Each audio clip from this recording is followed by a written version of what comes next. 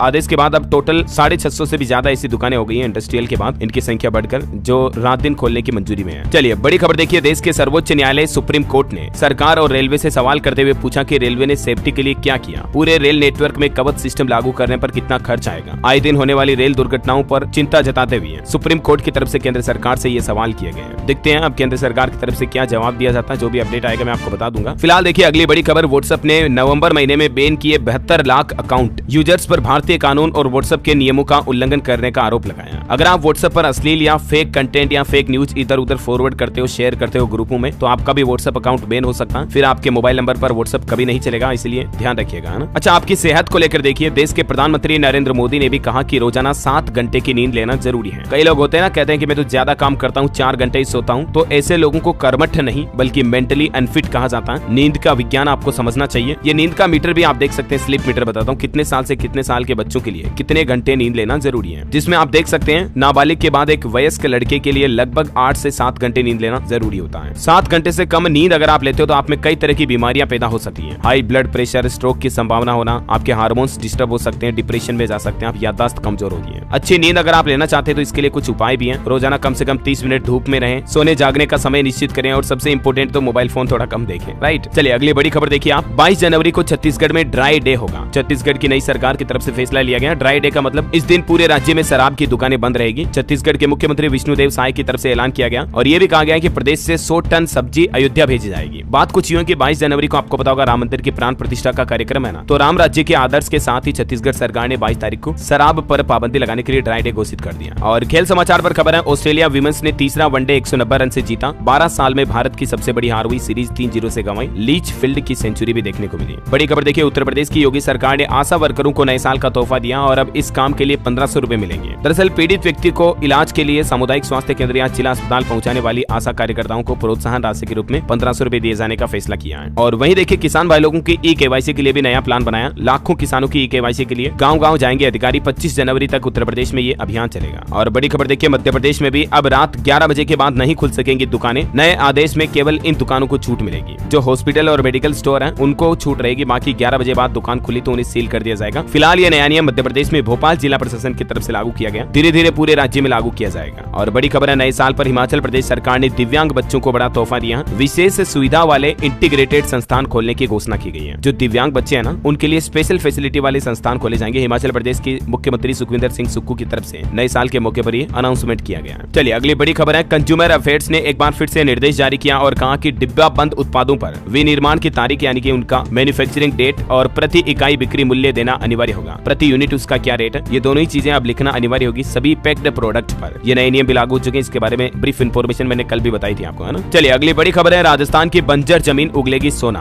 2000 वर्ग kilometre area में तेल के भंडार पाए जाने को लेकर रिसर्च शुरू हो चुकी है। राजस्थान के 4 जिलों की किस्मत बदल सकती है। ONGC अब इस पर सर्वे भी कर रही है। हाल ही में राजस्थान के बाड़मेर के बाद अब दूसरा तेल भंडार मिलने की भी खबर सामने आई, तो राजस्थान के बीकानेर से 10 किलोमीटर दूर भी तेल भंडार खोजने के लिए ये रिसर्च चालू हो चुकी है। और अगर वाकई में तेल भंडार जो मिल गए तो राजस्थान के साथ साथ पूरे भारत देश को भी फायदा होगा और पेट्रोल डीजल की कीमतों पर भी इसका शानदार असर देखने को मिलेगा। राइट, वैसे राजस्थान से जुड़े कुछ और अपडेट देखिए फटाफट से। पश्चिमी राजस्थान उद्योग हस्तशिल्प उत्सव की शुरुआत होने जा रही है। 24 जनवरी से 4 फरवरी तक आयोजित होगा। 600 से ज्यादा स्टॉल्स लगेगी। पहले दिन 180 स्टॉल बुक हुई है। राजस्थान जोधपुर में इसका आयोजन होगा। और राजस्थान बीकानेर में अंतर्राष्ट्रीय ऊंट उत्सव की भी शुरुआत होगी 12 से 14 जनवरी तक। इस बार केमल के साथ हॉर्स रेस भी होगी। बीकानेर कार्निवल और सेलिब्रिटी नाइट में झूमेंगे सैलानी भी। चलिए अगली बड़ी खबर है, उत्तर प्रदेश के मुख्यमंत्री योगी आदित्यनाथ भी आज राजस्थान जोधपुर का दौरा करेंगे। सिद्ध श्री चिड़ियानाथ जी का आसन पालासानी में आयोजित कार्यक्रम में हिस्सा लेंगे। और बड़ी खबर देखिए, बिहार में किसानों ने अपनी मांगों को लेकर आक्रोश मार्च निकाला। प्रशासन ने बढ़ाई थर्मल पावर की सुरक्षा। 100 बाइक के साथ 20 किलोमीटर की यात्रा भी की किसानों ने। बिहार बक्सर में ये देख सकते हैं आप तस्वीरें भी। और खबर है दोस्तों, हरियाणा के गुरुग्राम में तैयार होगी प्रभु श्री राम की सबसे बड़ी प्रतिमा। अयोध्या में सरयू नदी किनारे इस प्रतिमा की स्थापना होगी। मूर्तिकार कर रहे 3D डिजाइन वजन का अध्ययन भी। वही देखिए, हरियाणा में सिंगल स्पोर्ट्स के लिए भी मनोहर लाल सरकार नई पॉलिसी बनाने का फैसला किया है। Specialised high power performance centre खोले जाएंगे और क्षेत्र वाइज फेमस खेलों की ट्रेनिंग भी दी जाएगी। हरियाणा सरकार ने युवाओं में खेल को बढ़ावा देने के लिए ये नई पहल शुरू की है। और वही देखिए, इजराइल हमास जंग पर खबर आ रही है। गाजा में मरने वालों की संख्या 22,000 के पार पहुंची। इजराइल ने हमास के एक और बड़े कमांडर को ढेर किया। बताया जा रहा दोस्तों कि हमास के कंट्रोल सेंटर पर भी इजराइल ने कब्जा कर लिया। इजरायली सेना ने। लेबनान में हमास का डिप्टी लीडर भी ढेर हुआ। अब तक 22,000 फिलिस्तीनी मारे गए, जो मैंने आपको बताया। चलिए पॉलिटिक्स से बड़ी खबर आ रही है। आंध्र प्रदेश के मुख्यमंत्री जगन मोहन रेड्डी की बहन YS सर्बिला कांग्रेस में होगी शामिल। पार्टी को आंध्र प्रदेश में पुनर्जीवन देने की योजना का करेंगी नेतृत्व। और चलिए कुछ एजुकेशनल खबरें देखते हैं। देखिए, SBI क्लर्क प्रीलिम्स के लिए 5 जनवरी से एग्जाम शुरू होंगे। गाइडलाइंस भी आप चेक कर लीजिएगा ऑफिशियल पोर्टल पर। वहीं सरकारी नौकरी पर भी अपडेट है। झारखंड पैरामेडिकल कंबाइंड एग्जाम 2024 का नोटिफिकेशन जारी हो चुका है। 23 जनवरी से आवेदन शुरू होंगे। 2532 पदों पर भर्ती होगी। लास्ट डेट 22 फरवरी 2024 होगी। असम में सहायक अध्यापकों के 5550 पदों पर भर्ती के लिए भी आवेदन शुरू हो चुके हैं। इसकी भी लास्ट डेट 2 फरवरी 2024 है। वहीं असम राज्य सरकार करेगी गुणोत्सव 2024 का आयोजन। राज्य व्यापी अभियान में छात्रों और स्कूलों का मूल्यांकन किया जाएगा। 3 जनवरी से 8 फरवरी तक असम सरकार की तरफ से ये नया अभियान शुरू किया जा रहा है। और बड़ी खबर है, बिहार में हर साल होगी हजारों शिक्षकों की भर्तियां। BPSC की तरफ से एग्जाम कैलेंडर भी जारी कर दिया। बिहार पब्लिक सर्विस कमीशन ने 2024 का ये कैलेंडर जारी किया। 24 अगस्त को होगा TRE का एग्जाम। 1000 से ज्यादा फ्रेश प्रवेश भर्तियों का भी दायरा इसमें रखा गया, कुछ डिटेल्स आप देख सकते हैं। वही देखिए बिहार में पहले चरण के इन शिक्षकों की चली जाएगी नौकरी, माध्यमिक शिक्षा निदेशक की तरफ से निर्देश भी जारी किए गए। ऐसे अभ्यर्थी जिन्होंने अभी तक भी पद स्थापना पत्र नहीं लिया, नियुक्ति पत्र नहीं लिया, तो उनकी नौकरी अब जाने वाली है। ये फाइनल अलर्ट जारी किया गया। 7 दिनों में अगर योगदान नहीं करने वाले पहले चरण के चयनित शिक्षक अभ्यर्थियों की नहीं रहेगी अब नौकरी। और देखिए बिहार में प्राथमिक शिक्षक संघ ने के पाठक के खिलाफ मोर्चा भी खोला, सीएम नीतीश को पत्र लिखा, 20 जनवरी को गर्दनी बाग में प्रदर्शन का ऐलान भी किया। शिक्षकों की कुछ नीतियों को लेकर शिक्षक संघ ने ये विरोध किया। शिक्षक संघ की कुछ मांगे भी हैं बिहार में, जिनके ये 8 पॉइंट्स भी आप देख सकते हैं स्क्रीन पर। और वहीं बिहार में बीए बीएससी बीकॉम और वहीं देखिए बिहार में मगध यूनिवर्सिटी के बीए बीएससी बीकॉम पार्ट 2 के परीक्षा डेट भी जारी हो चुके हैं। 2 जनवरी से लेकर 9 तारीख तक फॉर्म भर सकते हैं। खबर है पंजाब में 5वीं और 12वीं तक एग्जाम डेट शीट जारी हुई। 13 फरवरी से 30 मार्च के बीच होंगे पेपर, सभी मॉर्निंग शिफ्ट में ही होंगे। परीक्षा केंद्र भी तय किए गए। एग्जाम शेड्यूल के बारे में ज्यादा जानकारी आप ऑफिशियल पोर्टल पर चेक कर लीजिएगा। ओके, और बेरोजगारों के लिए एक और खुशखबरी है। जनवरी में इतने दिन रोजगार मेला लगने वाला। उत्तर प्रदेश मथुरा में 4 जनवरी से 30 जनवरी तक प्रत्येक विकास क्षेत्रों में रोजगार मेले का आयोजन किया जाएगा। टोटल जनवरी महीने में 10 रोजगार मेले लगेंगे। ठीक है, युवाओं के लिए खास मौका होगा। ये सभी रोजगार मेले कब और कहां लगेंगे दोस्तों, इसकी पूरी लिस्ट भी आप देख सकते हैं। तारीख वाइज लोकेशन की डिटेल भी दी हुई है। इन रोजगार मेलों में प्राइवेट कंपनियां आएंगी। युवा जो नौकरी पाना चाहते हैं, 10वीं 12वीं ITI स्नातक पास वगैरह, वो सभी इनमें हिस्सा ले सकते हैं सेवा योजन पोर्टल के जरिए। ओके, और एक अच्छी खबर है दोस्तों, हिमाचल प्रदेश में CRI कसौली में एक बायोटेक्नोलॉजी लैब बनाई जा रही है, जिससे वायरस का पता लगाया जा सकेगा। केंद्रीय स्वास्थ्य मंत्री मनसुख मांडविया ने वर्चुअली रूप से इस लेबोरेटरी का उद्घाटन भी किया। चलिए एजुकेशन के बाद कुछ और खबरें देखते हैं। कुछ लॉन्चिंग को लेकर अपडेट बताता हूँ आपको। देखिए न्यू जनरेशन हुंडई क्रेटा का टीजर जारी हुआ, इसकी बुकिंग भी शुरू हो चुकी है। कॉस्मेटिक अपडेट्स के साथ ये क्रेटा 16 जनवरी को लॉन्च होगी। वहीं मोबाइल फोन लॉन्चिंग पर अपडेट आ रहा। पोको X6 सीरीज के मोबाइल फोन 11 जनवरी को लॉन्च होंगे। इनमें भी आपको अच्छा खासा कैमरा मिलेगा। प्राइस इसकी 25,000 से 30,000 के बीच रह सकती है। और एक रिपोर्ट देखिए, मारुति ने साल 2023 में रिकॉर्ड तोड़ 20 लाख से ज्यादा कारें बेची। बजाज की सेल्स में भी 16% उछाल देखा गया। और खबर है जापान में पैसेंजर प्लेन और कोस्ट गार्ड का विमान आपस में टकरा गया। हालांकि प्लेन के सभी यात्रियों को बचा लिया गया। कोस्ट गार्ड के 5 क्रू मेंबर्स की जान चली गई। बॉलीवुड से खबर है, आमिर खान की बेटी आयरा खान की आज शादी होगी। फिर रिसेप्शन 13 तारीख को होगा। शादी मुंबई के famous 5 star hotel Taj lands and में होने जा रही है। 900 लोगों को इसमें इनवाइट किया गया। रिसेप्शन जियो वर्ल्ड सेंटर में होगा। वैसे आपको बता दूं, आयरा खान अपने बॉयफ्रेंड और जिम ट्रेनर नूपुर सिकरे के साथ शादी करने जा रही है। और दोस्तों व्हाट्सएप से जुड़ा एक और अपडेट आ रहा है कि व्हाट्सएप चैट में बैकअप लेने के लिए अब आपको जल्द ही पैसे देने पड़ेंगे। व्हाट्सएप की ये सर्विस फ्री नहीं रहेगी। जैसे व्हाट्सएप चैट का गूगल ड्राइव वगैरह पर बैकअप होता ना, तो उसके लिए भी कंपनी जल्द ही पैसा लेना शुरू कर देगी। ऐसे भी मीडिया रिपोर्ट्स हैं। ओके, और अंत में दोस्तों आज के राशिफल पर नजर डालें तो देखिए कन्या तुला राशि वालों की जॉब और बिजनेस के लिए आज का दिन अच्छा रहेगा। वृश्चिक राशि वालों के इनकम सोर्स बढ़ सकते हैं। कर्क राशि के लोग जल्दबाजी में कोई काम न करें और कन्या राशि के लोग पुरानी बातें भूलकर आगे बढ़ेंगे तो बेहतर रहेगा। और हाँ दोस्तों, आप मुझे कमेंट करके बताइए कि हमारे देश में किस बैंक की सबसे ज्यादा शाखाएं यानी कि ब्रांचेज हैं। 4 ऑप्शन देता हूँ आपको। पंजाब नेशनल बैंक PNB, भारतीय state bank SBI, bank of Baroda BOB या ICICI bank. ABCD which is right option, let me know in the comment box. सही जवाब देने वाले लोगों को रैंडमली सेलेक्ट होने पर DLS न्यूज टीम की तरफ से एक शानदार सरप्राइज गिफ्ट जीतने का मौका मिलेगा। और इसी के साथ ही अगर आपको वीडियो अच्छा लगा तो इसे लाइक करना, शेयर भी करना। DLS न्यूज चैनल को सब्सक्राइब करके बेल आइकन जरूर दबा देना, रोजाना इसी काम की इन्फॉर्मेटिव खबरें देखते रहने के लिए। जय हिंद, जय भारत, वंदे मातरम।